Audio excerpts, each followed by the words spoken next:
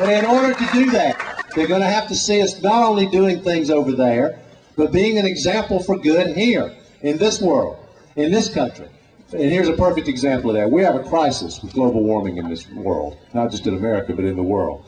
And we're 4% of the world's population. We emit 25% of the world's greenhouse gases. We're not an example for good. We're an example for bad. We're the worst polluter on the planet. China's catching up fast. But if we want to go to the developing world and say, this is a crisis, we have to preserve this planet, we have no credibility until we first clean up our act here at home.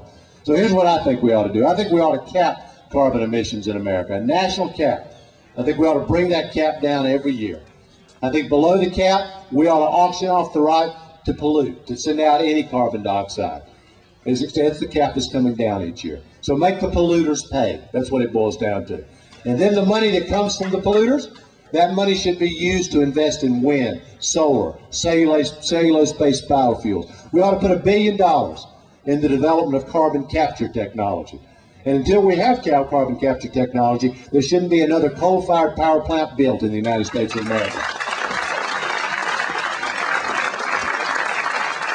We ought to put $1 billion into making sure that America, with union workers, is building the best, most innovative, most fuel-efficient vehicles on the planet.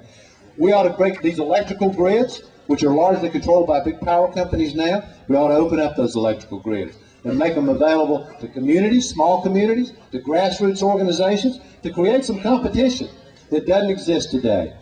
And then finally, the President of the United States ought to be willing to ask Americans to be patriotic about something other than war. To say to America,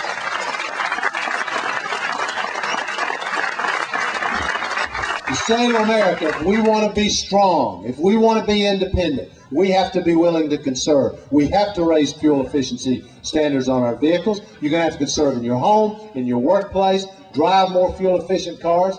That's what America should be doing. Here's another